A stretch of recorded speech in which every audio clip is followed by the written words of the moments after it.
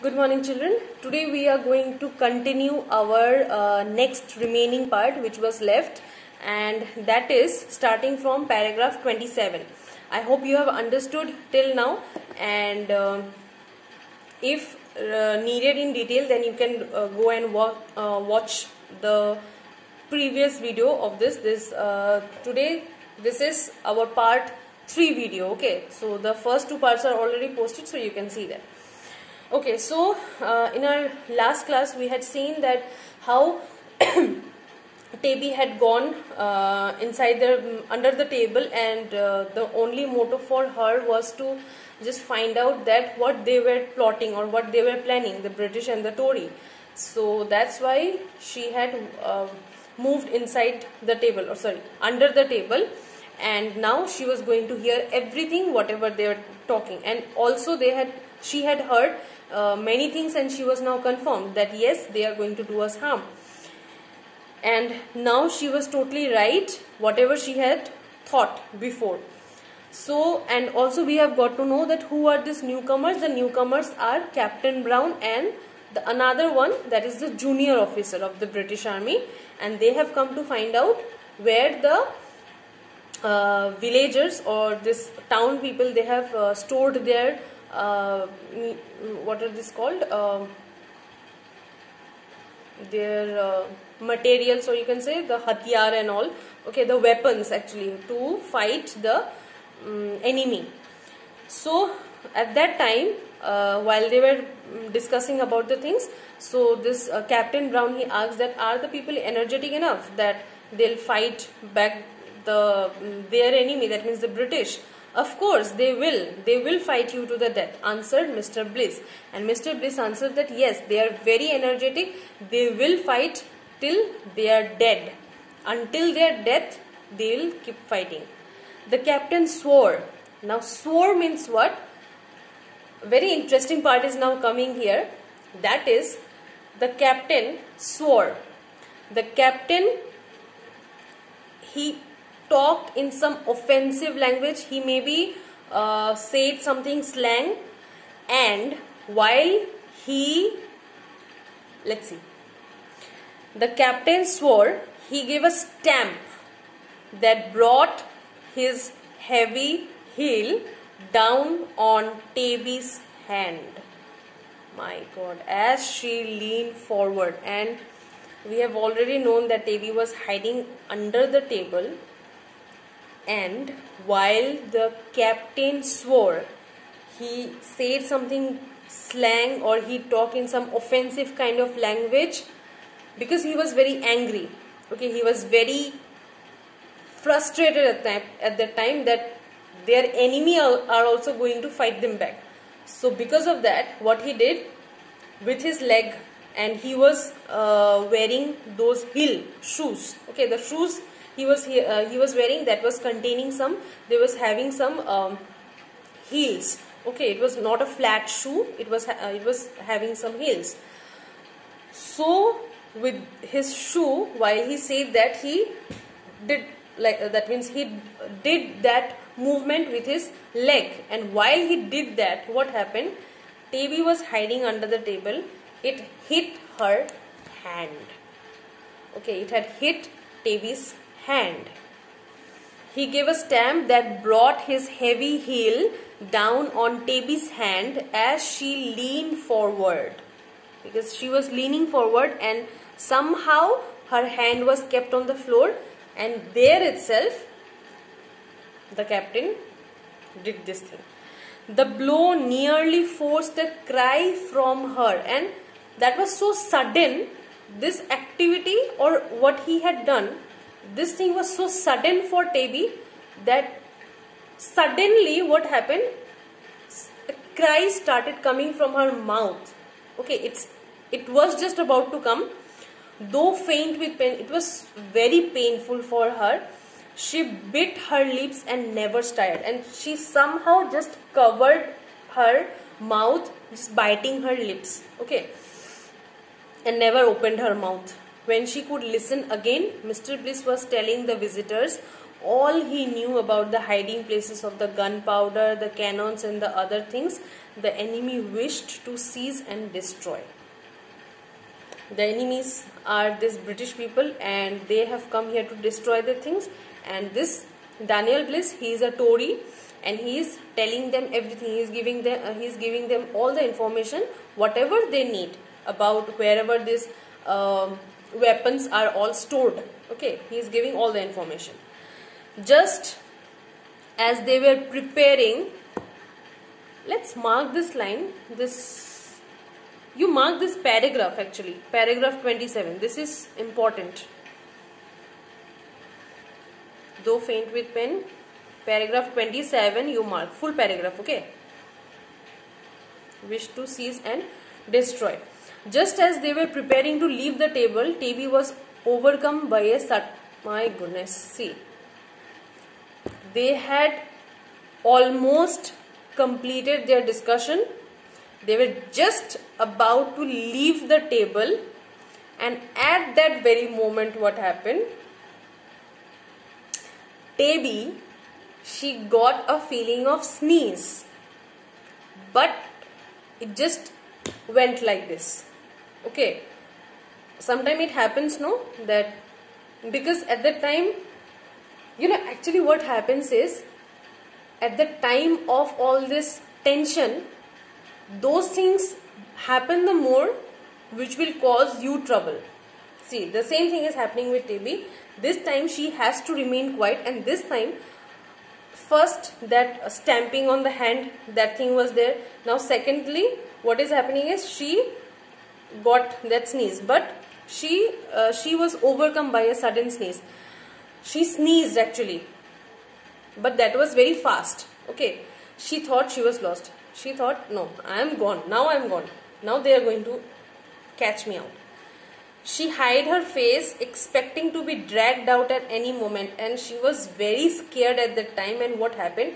She was hiding her face somehow. She was hiding her face, and she was thinking that at any moment they are going to just take the tablecloth up and they are going to see me, and I am going to be dragged out. I am going to be taken out. What's that? Exclaimed the officer. And they had heard, okay, the sound. The officers, Daniel Bliss, everybody, they had heard the sound. It came from under the table, added Captain Brown. And Captain Brown, he said that I could hear very distinctly. It came from under the table. A hand lifted a corner of the cloth. And just what happened? One corner of the table, Taby could see from under the table. Okay, she could see from under the table that someone was lifting up from one side. Okay, from one of the corners, somebody was lifting the tablecloth. A shiver went through Taby. She was shivering within her. She was very scared. She held her breath with her eye upon that big brown hand, and her eyes had become like, she was her eyes were totally open wide, and she was very nervous at that time, that what might happen. Anything could have happened at that time. But the next moment she could have laughed with joy, for the cat saved her. You remember the cat Taby, that's a brown colored cat. The cat saved her. The cat had come to doze on her warm skirts. Now you remember, while the cat was sitting on the windowsill, at that point of time, our Taby, that means Tabitha Turple, had moved inside the table, under the table. So now from that windowsill, the cat comes and enters under the table and sits and tries to sleep on the warm skirts of Tabitha Turple. The cat had come to doze on her warm skirts. Now, when the cloth was raised, thinking she was to be fed, The cat rose and walked out, purring loudly, tail straight up, with its white tip waving like a flag of truce. And it had actually entered entered under the table beforehand. But now what happened? While the tablecloth was raised up, okay, then what happened? The cat thought that it was to be fed. It was going to get some food. The cat thought. Thinking that she was to be fed, the cat rose. The cat woke up and walked out, purring loudly. Came out of the table, came out from under the table, and this time it sounded loudly. Okay, I'm not going to make the sound. Tail straight up. And you might have seen that whenever this pet animals, they are going to be fed, they are going to get the food, they are so excited at the time that their tail is straight up like this, okay, with its white tip waving like a flag of truce. And the tail was waving like this, as if हम match जीत गए, like that type of thing was happening with the what you call this cat's tail. It's only the old cat, gentlemen, a good beast, and luckily for us, unable to report our talk. And they thought that it's just a mere cat. What is it going to do any harm for us? No, never. Nobody is going to report our talk. Whatever we have talked, nobody is going to know about that, said Mr. Bliss with a sigh of relief. And they were all relieved that nothing is going to happen. We are safe. But actually, were they safe? No. Oh, well, that reminds me. You mark paragraph 31. Okay, I think this is important. Paragraph 31, full paragraph. Okay. So they thought that they were safe, but they were not actually. Soon after this, they left the room, and the three men, Daniel Bliss and the two soldiers, the two visitors and the local Tory, set off for Boston, and they left for Boston. Then the spy crept out softly. Who is the spy? Tabitha Tarbell. She comes out softly, lightly from under the table, jumped over the windowsill. She does not go out of the house through the door. Okay, that's very it's not normal. What she does, she jumps over the windowsill. She jumps out of the window and ran away as fast as her stiff legs could carry her. And she just runs away as fast as she could run, and she delivers all the messages. By the time she told her tale, however, the British soldiers were well on their way to Boston, so they managed to escape. They managed to escape because they had already set for Boston, so they escaped. But the warning was given, and Tabby received great praise for her hour under the table. The time which she had spent under the table, for that she was praised. Okay. The people had time to move the valuable supplies to other towns nearby.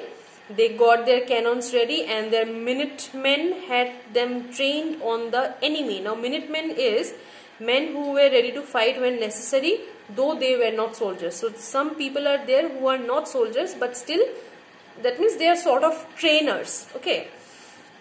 So, while Tabby delivered every message or every information that whatever they were plotting, because see, what happened is the British came here, okay, they met the Tory, Daniel Bliss, they got to know everything, whatever the, wherever the supplies were stored. So they'll definitely do now something, because they have got to know already that wherever the supplies are stored, so they are going to do something to destroy them. So now, as Tabby has already delivered the message, she has given the information, so now they are alert. These people of the town, they are now alert, and so they can rechange their position of the supplies. Okay, the position of the weapons. wherever they have stored, they can rechange the place. So what they did, they got their cannons ready, and their the people had time to move the valuable supplies to other towns nearby. So wherever they had stored it, now they moved all the weapons to other town, which was nearby their town. They got their cannons ready, and their Minutemen had trained them on the enemy. Those brave farmers meant to fight, and the world knows how well they did it when the hour came. And yes, obviously the time had come when they had to fight. Okay, the war had actually begun, and when the time of war actually came, they fought very nicely. How? Because the Minutemen, that means the trainers, had trained them how to fight their enemy. Much later, when the fighting was over, I hope you have understood till now. Every war, fighting, everything, it's all finished. Much later, when the fighting was over, now everything is done. The dead buried, the wounded cared for, and the Tories punished. Daniel Bliss' property was taken over by the government. Paragraph 36 is important. What happens at the end? The wounded were okay. After the fighting, whoever died in the war, they were buried.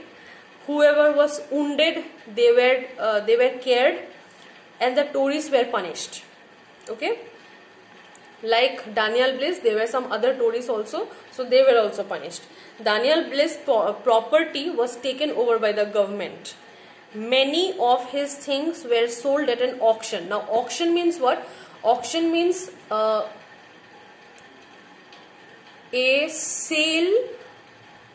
sailing program. You know, the name which we call in Hindi is what is that name? Sorry. What was that name? Wait. Yeah, that name is Nilami. Nilami, you know, where all the things are, where all the materials are there. So that, and there are many sellers. Whoever wants to get in the high price, they are given that thing. So that is, auction means Nilami. Okay. Taby's uncle bought the tablecloth, and Daniel Bliss' property was it was taken over by the government, and whatever the household things were there, the furniture, then other things, whatever the like decorative kind of things, whatever else were there, that was all sold in at an auction. And in the auction, that tablecloth was also there. Okay, so Taby's uncle, that is, I think it is no, that was no, sorry, Taby's, it's not Decon Cyrus Hosmer. Okay, it's just Taby's uncle. Taby's uncle bought the tablecloth and gave it to her, saying, "There, my girl, this rightly belongs to you. Thanks to your quick eyes and ears, we were not taken by surprise, but sent the redcoats back faster than they came." So, okay, so here what happens is, Taby's uncle, what he did, he bought the tablecloth, and he gives that tablecloth to Taby, saying that this belongs to you. This tablecloth should it should remain by you. It should remain with you. Why? Because you spent your time under the tablecloth, and this tablecloth had saved you, okay, from being caught. And he also thanks Taby for her quick eyes and ears. And he also says that we were not taken by surprise. We are not surprised by your deeds or by the work which you have done. What you have done is, but sent the redcoats back faster than they came. Now, what is this redcoats mean? If you see your word meaning, here it is written, a way of referring to British soldiers in those days. That means in those times, British were also known as redcoats. Okay. So here Taby's uncle is trying to mean that it is a very good job that what you have done, but we are not surprised by it, because we know that you are very good in doing these types of work. What you did is, how faster this British had come to our town, more faster than that you have sent them back. Okay, that means they were sent back from their place to the prison, or they were they were punished actually. So here our story ends. Hope that brought a kind of excitement within you. I enjoyed it very much. I enjoy very much whenever I explain the chapter. You go through this chapter once, and now you just read the whole chapter once, then it will be more exciting for you. Okay, now it's the time for marking the word meanings. So from page 35 if we start, you mark. From here everything is needed except petrolled. Petrolled is not needed, others you will mark. From page 36, here Decon indicated less to get the better of. Okay, then from page 37, all, page 38, to the death, swore, faint, tired. Yes, and from page 39, sigh of relief, trained on, auction, and redcoats. Okay, this many. So after going through this video, this is the final video we have done. We are done with our Tabby's tablecloth. So after this, you will do question number A, understanding the text, question number A. Okay, and after that we'll start our exercise question answers. Okay, so yeah, till then stay safe and you do the activity whichever are told to you. Okay, thank you.